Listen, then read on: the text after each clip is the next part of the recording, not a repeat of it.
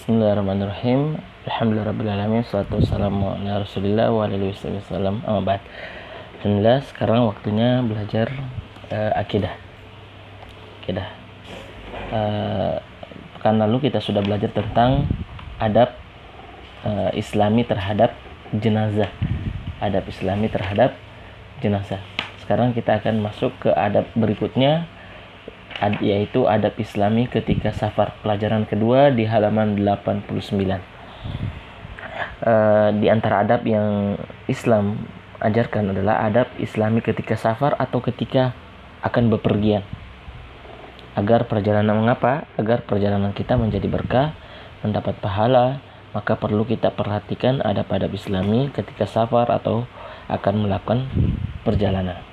Di antara adab tersebut yang pertama yaitu melakukan sholat istikharah terlebih dahulu, ya, untuk memohon petunjuk kepada Allah kapan waktunya safar, kapan waktunya berpergian, kendaraan apa yang digunakan, dan teman perjalanan siapa yang mau dan di mana arahnya. Nah, kita diminta untuk sholat istikharah terlebih dahulu, memohon petunjuk dari Allah Subhanahu wa taala. Kedua, jika sudah bulat melakukan perjalanan, maka perbanyaklah taubat dan perbanyak istighfar, mohon ampun kepada Allah Subhanahu wa taala dari segala macam maksiat, dan minta maaf kepada orang yang pernah kita zolimi, ya, dan minta maaf kepada sahabat-sahabat kita atau teman-teman kita. Kenapa? Karena kita tidak tahu, mungkin saja perjalanan ini adalah perjalanan terakhir bagi kita dan kita tidak sempat untuk bertobat dan mohon maaf kepada saudara dan teman-teman kita. Kemudian adab yang ketiga yaitu menyelesaikan berbagai macam utang, ya, melunasi utangnya dan segala persengketaan, ya, dan mengembalikan barang-barang titipan, memberikan nafkah atau memberikan nafkah yang wajib bagi anggota keluarga yang ditinggalkan.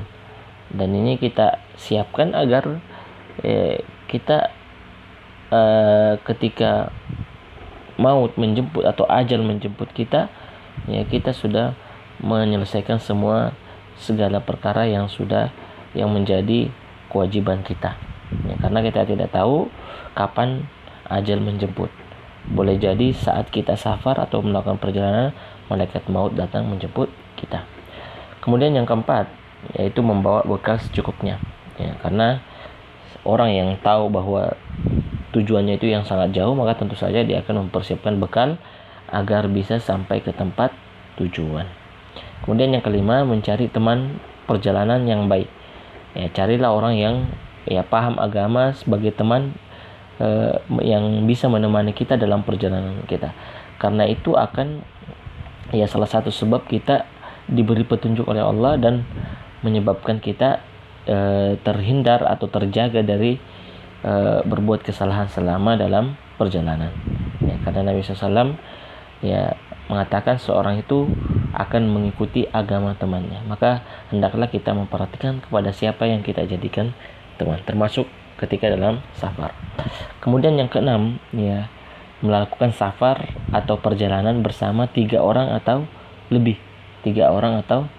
Sebaiknya 3 orang, ya, karena Nabi SAW mengatakan ar-raqibu syaitan, satu pengendara, satu orang yang melakukan perjalanan adalah syaitan. War-raqibani dan syaitani, ya, syaitanani, ya, dan 2 orang yang melakukan perjalanan itu adalah 2 syaitan, dan 3 orang yang melakukan perjalanan itu baru disebut musafir atau rombongan yang melakukan perjalanan. Ini adab yang keenam. Nabi menganjurkan kita untuk melakukan perjalanan jangan sendiri, karena sendiri itu bisa berbahaya bagi, minimal yaitu 3 orang. Kemudian yang ketujuh yaitu hendaknya melakukan safar pada waktu-waktu yang terbaik, dan dianjurkan untuk melakukan safar di hari Kamis, sebagaimana kebiasaan Nabi SAW ketika ingin safar, beliau keluar pada hari Kamis dan di waktu pagi, karena waktu pagi ini adalah waktu yang penuh berkah, Nabi berdoa, Allahumma barik ummati fi bukuriha. Kemudian yang ke-8 yaitu berpamitan kepada keluarga dan orang-orang yang ditinggalkan, ya, dan mendoakan mereka. Ya, doa yang Nabi biasa ucapkan kepada orang yang hendak bersafar, astaudiullah dinaka wa amanata wa khawatima amalik. Adapun kita yang musafir, maka kita mendoakan mereka, mendoakan orang yang ditinggalkan dengan doa astaudiullah allati la tadi'u wada'ih. Ya. Saya menitipkanmu kepada Allah Subhanahu wa taala yang tidak akan hilang titipannya. Ya. Itu yang ke-8, berpamitan dan mendoakan orang-orang yang ditinggalkan.